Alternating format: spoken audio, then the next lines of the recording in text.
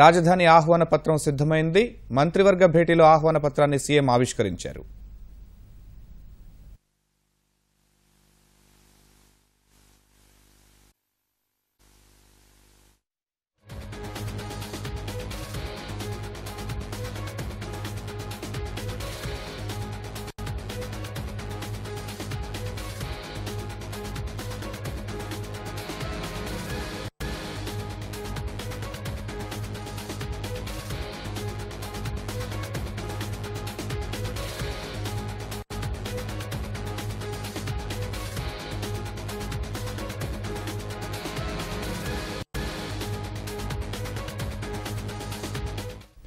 రాజధాని అమరావతి ఆహ్వాన పత్రిక సిద్ధమైంది.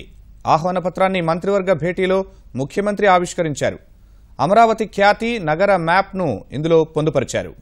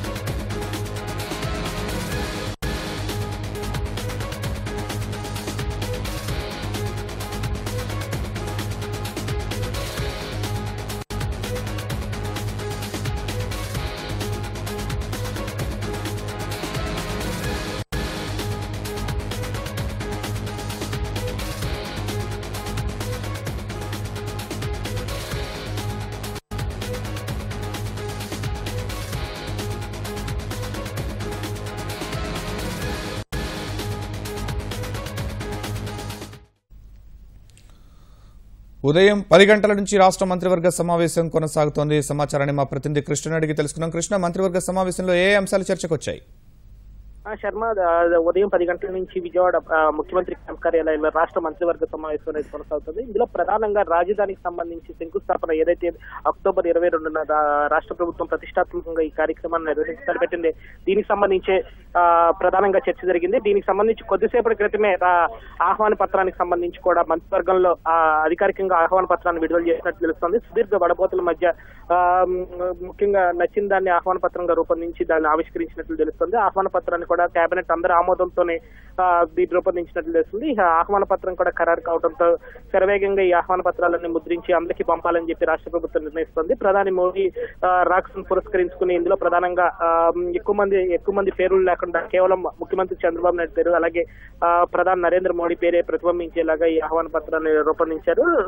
అక్టోబర్ 22వ తేదీన ఏదైతే మధ్యాహ్నం 12:35 నుంచి 12:45 వరకు ఈ రాజధాని శంకుస్థాపన కార్యక్రమం అనేది తలపెట్టారు. దీనికి సంబంధించి తీసుకోవాల్సిన ఏర్పాట్లు అంతకు ముందు వరకు అక్కడికి వచ్చే ప్రజలు కానీ, లేకపోతే భూములు ఇచ్చిన రైతులు కానీ, అట్లాగే వివిధ కేటగిరీల కింద అక్కడ చేయాల్సిన ఏర్పాట్లు తదితర అంశాలకు సంబంధించి ఈ సమావేశంలో ప్రధానంగా చర్చ జరుగుతోంది. అలాగే దేశ విదేశాల నుంచి అటు భారతదేశంతో పాటు సింగపూర్, జపాన్ దేశాల నుంచి కూడా ప్రతినిధులు పెద్ద ఎత్తున ఈ కార్యక్రమానికి తరలిరానున్నారు. వీరికి ఏ విధంగా అక్కడ గౌరవ ఏర్పాట్లు అవి చేయాలి, అలాగే ఒకేసారిగా చిన్న విమానాశ్రయమైన విజయవాడ గన్నవరం విమానాశ్రయానికి 100 విమానాల వరకు తాకిడి వచ్చే అవకాశం ఉంది. వాటికి పార్కింగ్ సౌకర్యం అది అంత సామర్థ్యం లేనందున సమీపంలోని రాజమండ్రి విమానాశ్రయం కానీ, అలాగే తిరుపతి విమానాశ్రయాలను ఏ విధంగా సద్వినియోగం చేసుకోవాలి తదితర అంశాలపైన కూడా ఇవాళ మంత్రివర్గంలో ప్రధానంగా చర్చిస్తారు. అలాగే విఐపీలు విమానాశ్రయం వరకు వచ్చి అక్కడి నుంచి దాదాపు రోడ్డు మార్గం ద్వారా పిల్లూరు ప్రాంతానికి వస్తే 40 నిమిషాల సమయం వృధా అవుతున్నందున అలాంటి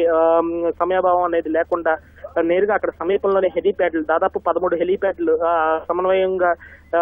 సమన్వయంతో హెలికాప్టర్లని విఐపీలు అక్కడికి వచ్చేలాగా ఏర్పాట్లు చేయాలని చెప్పి కూడా వాళ్ళ సమావేశంలో ప్రధానంగా చర్చిస్తున్నారు. అంటే చివరి నిమిషం వరకు ఈ ఏర్పాట్లు అనేవి కొనసాగకుండా 1-2 రోజులు ముందుగానే ఈ ఏర్పాట్లన్నింటినీ పూర్తి చేసుకుని పూర్తి స్థాయిలో ఒకసారి రివ్యూ చేసుకోవాలని చెప్పి కూడా రాష్ట్ర ప్రభుత్వం నిర్ణయిస్తుంది. ఏదైతే దసరా నవరాత్రులు ఈ నెల 13వ తేదీ నుంచి ఇక్కడ ప్రారంభం కానున్నాయి, అదే తరహాలో రాజధానికి సంబంధించి శంకుస్థాపన వేడుక కూడా ఘనంగా నిర్వహించాలని చెప్పి రాష్ట్ర ప్రభుత్వ ఆలోచనగా ఉంది. ఏదైతే ప్రజా రాజధాని రాజధాని దీనిలో ప్రతి ఒక్కరి భాగస్వామ్యం ప్రతిబింబించేలాగా ఈ కార్యక్రమాలు చేపట్టాలని చెప్పి కూడా ముఖ్యమంత్రి అమాత్యులందరికీ స్పష్టమైన ఆదేశాలు జారీ చేయడం జరిగింది. ఇందులో భాగంగా ప్రతి ఒక్కరికి బాధ్యతలు కూడా అప్పగించినట్లుగా తెలుస్తోంది. ఈ సమావేశం సాయంత్రం వరకు కూడా కొనసాగే అవకాశం ఉంది. దీంతో పాటుగా ఇతరత్ర అంశాలు చూస్తే కనుక ఏదైతే గోదావరి పుష్కరాల సమయంలో రాజమండ్రికి సంబంధించి పేరు మార్పు రాష్ట్ర ప్రభుత్వం నిర్ణయించిందో దానికి సంబంధించి కూడా ఇవాళ మంత్రివర్గంలో చర్చించినట్లుగా తెలుస్తుంది.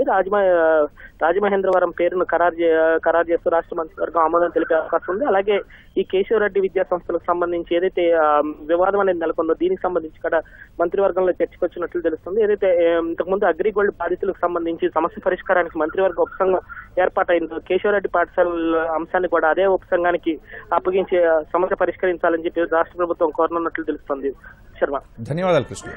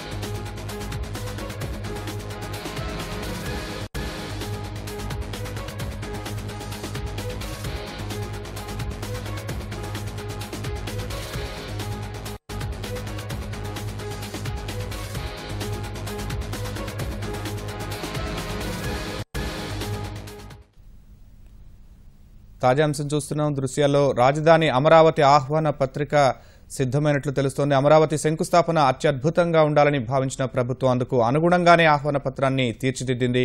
అమరావతి ఖ్యాతి నగర మ్యాప్ను ఇందులో పొందుపరిచింది. ఈ పత్రికను మంత్రివర్గ భేటీలో ముఖ్యమంత్రి ఆవిష్కరించారు.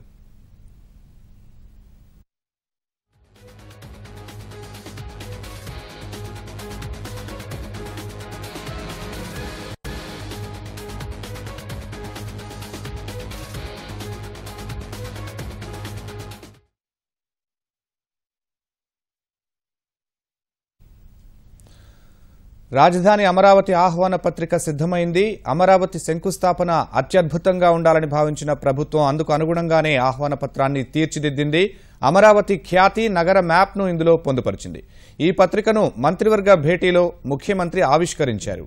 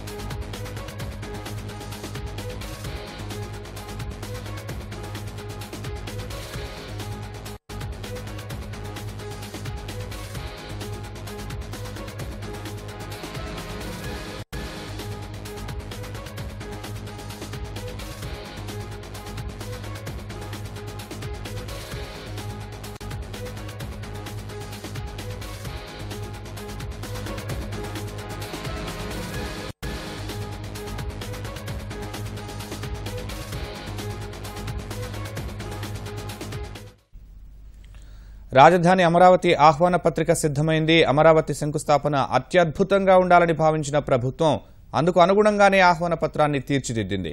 అమరావతి ఖ్యాతి నగర మ్యాప్ను ఇందులో పొందుపరిచింది. ఈ పత్రికను మంత్రివర్గ భేటీలో ముఖ్యమంత్రి ఆవిష్కరించారు.